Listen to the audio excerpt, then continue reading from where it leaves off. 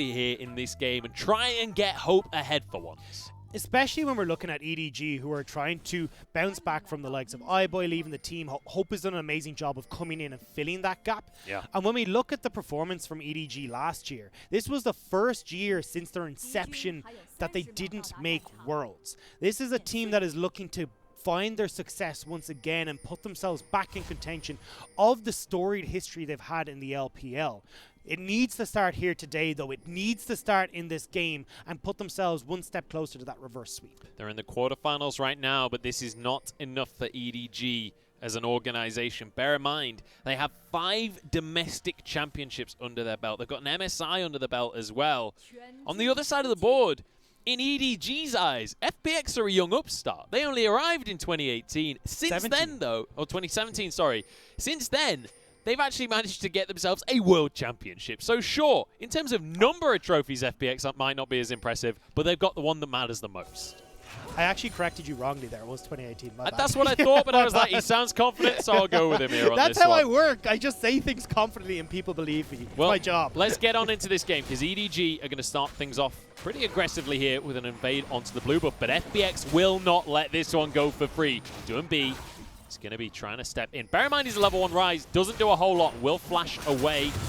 Blue buff taken. It was JJ that smited it in the end. And FPX don't get the play they wanted. No, but they get the smite out of Doinby. And again, we talked about JJ. The flash out of Doinby. The flash out. What did I say? Smite. Smite. The flash out of Doinby. Words are tough, apparently, for me. They this are game quite 3. difficult. So I want to see JJ put more attention towards this mid lane now. Doinby without the flash. You can have Scout with the Absconder Duck set up for the play. And same as we were talking about on the top side. Oh, hang on. We've got a 2v2 on our hands. Mako will walk away with his life. So using the electrocute is great, but not at the cost of your half your health bar there, Mako. Again, though, on the set, so we will be able to regen a lot of that. Has the pot ticking over as well, so not the end of the world, but watch JJ. Can he make his presence known in this mid lane? Doinby playing very far back, knowing that he doesn't want to be given the opportunities to Scout to set up for that play. And Omnistone is omnipresent right here, because it sees that Mako took a bad trade, so it gives him the fleet footwork to sustain back up a little bit. He's desperate to make this Omnistone work. Scout, though, takes a bit of a heavy trade there from Doinby in the mid lane. Just because I've seen a few people question the set in the bottom lane, but I'm going to hang on for a second as it looks like Scout is setting up with JJ. Let's come back to that, because EDG are doing what FPX does best. They're going for this dive in the bottom lane. 4 versus 2. Chris flashes away. He's ignited, and he'll be finished off with a haymaker. Kill goes the way of Scout, and everybody escapes from EDG. And this is setting up off of that early play where EDG, they steal away the blue buff, so Tien is going to be pathing towards top side, and once they got enough time with Scout pushing in off of the flash advantage that he has.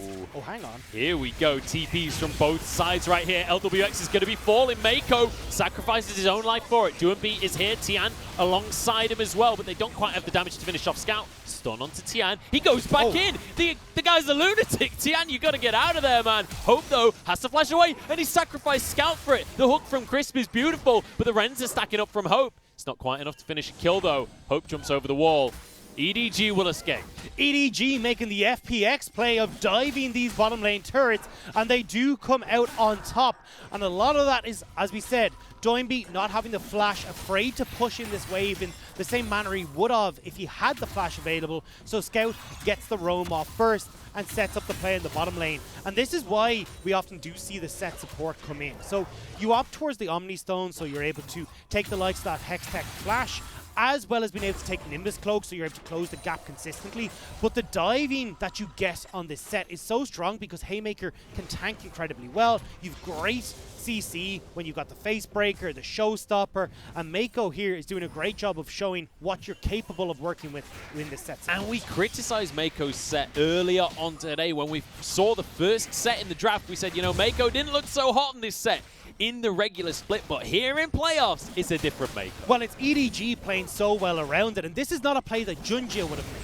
This is a play that JJ will make. This is why we start to see this rotation coming through from EDG.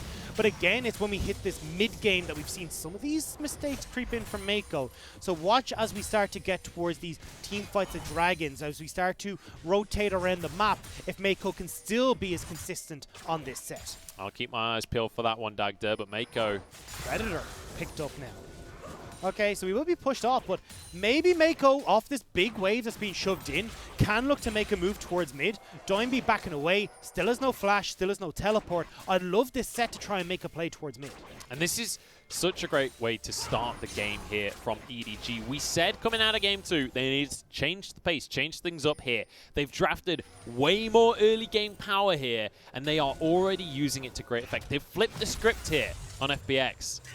Mako, he's going to be fine. He's going to be able to get away with this one. Actually using the Predator just to leg it out of there. In the meantime, JJ starts this Dragon. Tian is here, though. But EDG, they would love to fight for this. Yeah, Mako and Hope are going to be able to move across. First, that big wave that we're talking about from LWX, well, he's got, are pushing in against LWX. He's got to deal with that. And this is why JJ is really good at objective control. It's using these waves to get a slight advantage where Hope and Mako can join first, and then they can have a man advantage at Dragon. They pick up the Dragon here first things off the bat, and now the next objective in just over a minute and a half will be that Rift Herald.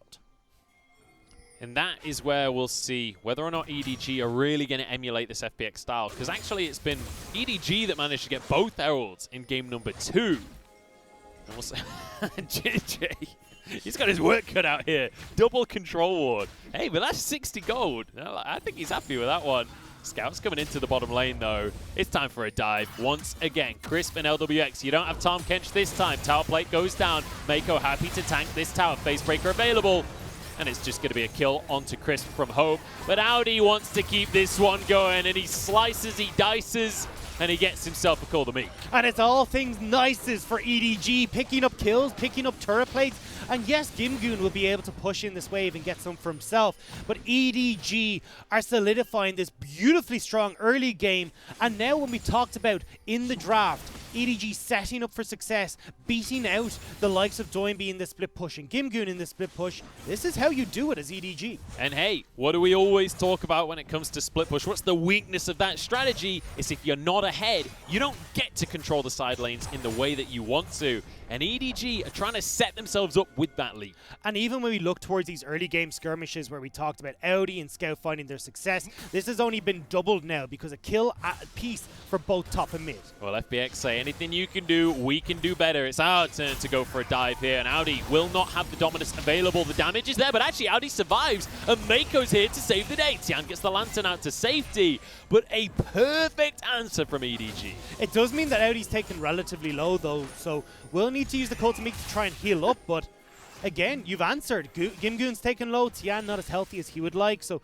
Gimgoon, no teleport, means that EDG can keep FPX off of this Rift Herald. Mako is looking amazing so far this game. He's 0-1-3, but this set has been played perfectly. Not only that, though, his map plays have been excellent. He moves up, he reads that FPX are going to make this dive play, and he's there to protect his top laner. And Hope has control of this bottom side, so he's pushing in and reading that he can now move up to this mid lane to just give support in case FPX tried to contest this. But Rift Herald now will go over in favor of EDG. 2 quick objectives over for the EDG squad. And it's EDG that are setting the tempo. This is exactly what we wanted from this squad. Changed things up for game number 3, and they're doing exactly that. The question will be, can they hold this lead? Also, I want to quickly mention, LWX has gone for the on-hit Varus this time, not the lethality. So there is a bit of a change in pace here from FPX as well.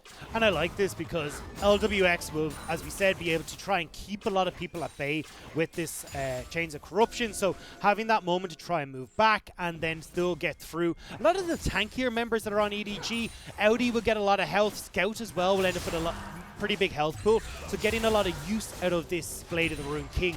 I want to look, though, at the turret plates that are on this bottom side of the map because you can see JJ moving down here. 3 plates means that more than likely JJ is going to use this Rift Herald on the bottom side, pick up this turret, and you can see LWX and Crisp have already figured this out. They've abandoned the bottom side of the map to make a play towards the top side instead. They really want to shut Audi down, but he's not going to be going down without a fight. I want to kind of visit the scoreboard here and look at CS numbers, though, because right now, Hope is miles ahead of LWX. He's 30 CS up, he's 2-0-2. And now, with a Herald on this bottom side, Hope is like King Midas right now. Anything he touches turns to gold, because this guy is loaded.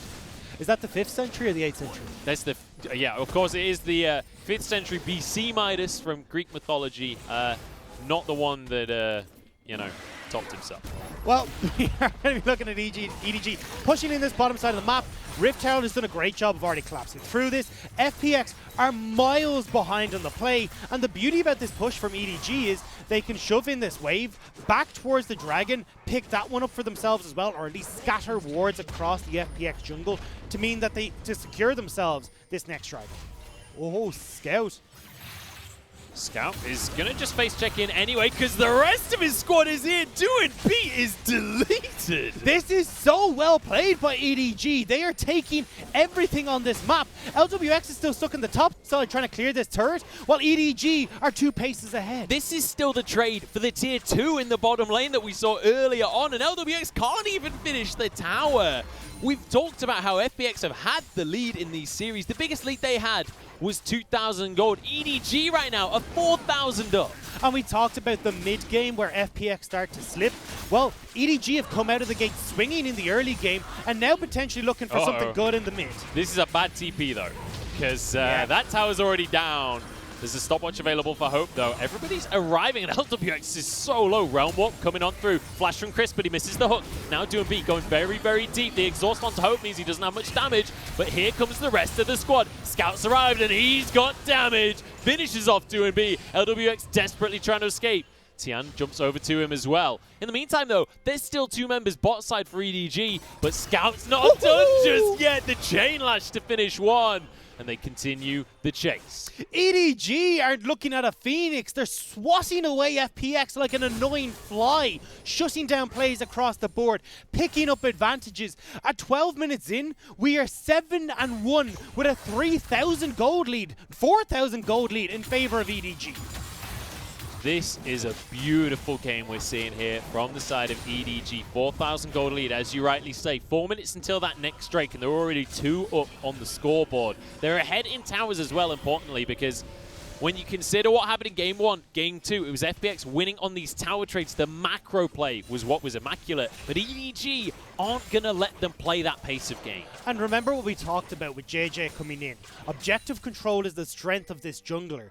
This is now EDG looking at Soul Point in just over 3.5 minutes. They've already littered the wards completely on the map. And EDG, some of the biggest criticisms we had when they're playing with Audi and Junjia is that they don't really know how they're supposed to operate, where they're to get the wards, how do we address these objectives. But with JJ in, it seems to be giving them that new lease of life where they can play this style. And let's bear in mind that, you know, JJ, he was promoted from EDG Youth, or Edgy, as the name Cool actually kids is. call him. They are very, very cool. But he was promoted from that squad in summer 2019. Bear in mind, he's still pretty much a rookie on this squad, and he is looking exceptional here today. Hope as well, the other rookie here, who has been fed all of this gold on Kalista, and I'm hoping we get to see the reason that they put so much priority on the Kalista pick this series. This is not us, by the way, saying Junjia is terrible by any sense of the word. It's just I like the way EDG are able to swap around their junglers for very different styles of EDG, and we're seeing it come through in this game. Now, though, I want to see them opt into the split push, try and figure out a way that they can deal with both Gimgoon and Doinby and keep the waves in check in this game.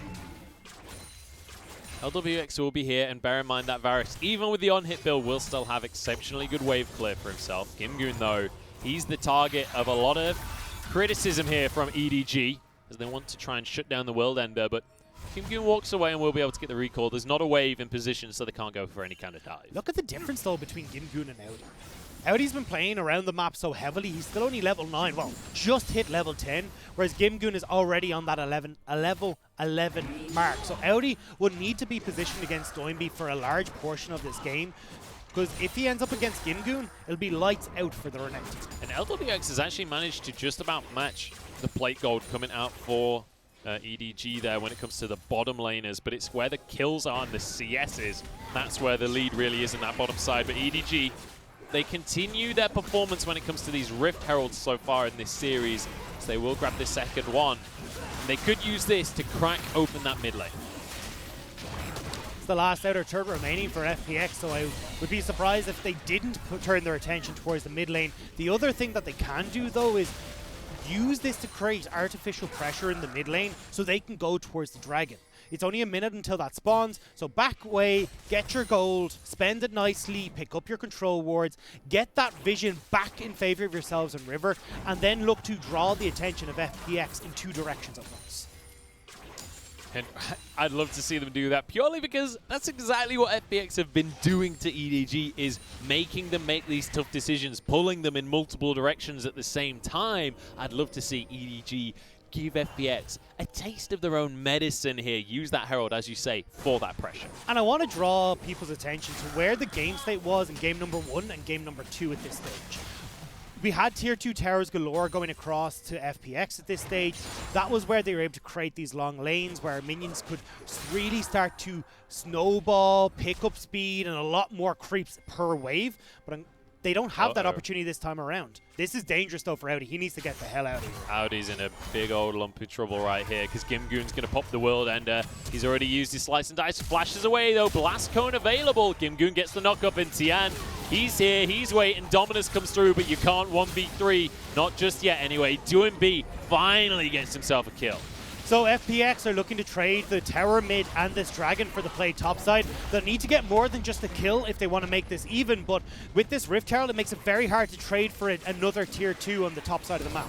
Yeah, they can try and go for a tier 2 here, but they're going to lose this Infernal Drake for sure. They lose the tier 1 guaranteed, and I really don't think Gimgoon has the pushing power just yet to make that tier 2 happen. He should be able to. I actually think he might be fine here. Don't forget, Gimgoon is reasonably fed when compared to Audi, although there we go. That's the teleport coming through from Audi to try and keep it. So now you've got EDG who picked up the dragon. They understand the pressure that Gimgoon can create. We're at 17 minutes sole point, Dagda. 17 minutes. That's insane. EDG have gone, you know what? Sod the late game. We're drafting an early game comp. We're going to fight you, and we're going to take every single objective. They're doing exactly that. And now FPX are on a timer. Their mid laner is Rise. That's a late game carry. And I love seeing this adoption from EDG. That's why these best of 5s are amazing, because you get to go, okay, what can EDG bring out of the woodworks when they're put on the back foot? When they're 1 loss away from being knocked out of the playoffs? Well, they come out swinging. They come out with this amazing composition that they're pushing FPX to their limit on. And I want to obviously point out, I just mentioned, obviously the mid laner is Rise here for FPX. So yes, they have a ton of late game prowess. You got an on-hit Varus there as well. So if they were able to get to that really late stage of the game, they will look incredibly tough. It's just a matter of if they ever make it to that point, because EDG, they shouldn't be looking to slow things down, but Scout could be in trouble. He's got his own Realm Walk, but he's kicked straight out of it. Doinb, tank of the tower though, means that they can't force the issue on this one, and Scout survives. Tian is desperately trying to help out around these side lanes to get something back in FPX's favor, but it hasn't really netted them too much. Yes, a top lane turret, but Scout has been doing a good job of keeping pressure on this bottom lane. Now you've got the rest of EDG putting pressure on the rest, on everywhere else in the map. And Scout, yeah, TP's back in to keep Doinb at bay. I love that from Scout. Denies the cannon as well as the tower for himself there. And my question to you now, Dagda, is, I just mentioned it. FPX, they've got a lot of scaling on their side. What is it that EDG have to do to keep this ball rolling? Because now that the tier 1s are down and Baron's not available just yet, where did it go? The next port of call for EDG is to try and knock down that top lane turret, because when you look at these split push scenarios, you want all the waves crashing at the same time, but the top lane tower is going to stop that from being the case. And especially when EDG have just invested both of their teleports to get out onto the map, to get this tempo advantage in their favor, they need to do something with it. But unfortunately, with the wave now pushed in a little bit further for Audi, he's not able to go aggressive on the top side. The wave is pushed too far deep on the bottom side for Scout to make anything happen with it. And FPX are able to clear out these waves, and with the double teleports that they have and Baron up in just a few moments, they can make these plays towards the big objectives with the countdown timer on the teleports of EDG's side. Scout is looking fantastic on this Sylas, by the way. He's really stepped up here for game number 3. He was playing more of the late game style carries in game 1 and game 2, but this time around with Sylas, obviously Sylas will do great in the late game, but it's these mid-game skirmishes, especially with a lead, that Sylas is really going to shine. And EDG, they heard you loud and clear. They want this top tower. Yeah, you can see Audi's starting to push it in. I like that Scout is also rotated over to try and make sure that if anything happens, they can fight the 5v5. FPX want to stop this one. 2MB. He's got a round wall, but he is completely denied, and he is popped immediately. Tower will fall, so will Gimgoon. Tian has arrived, but he's too late to the party. There's one for JJ, and Baron is on the map. There's 3 gone for FPX. Unless LWX can make some sort of miracle steal, which should never happen, EDG can pick up the Baron. EDG are running around FPX. And I really don't think that 2MB and Gimgoon realized the tower dive was happening right there. They try and stop the play, they try and defend the tower, but it goes so horribly awry. Now Crisp, he wants to contest, but Scout is here and he's found LWX. The Lantern pulls him to safety, but it's not that safe. There's a crocodile over the wall. They will back away, but the Baron will go the way of EDG. And now they can start to try and make plays in these side lanes.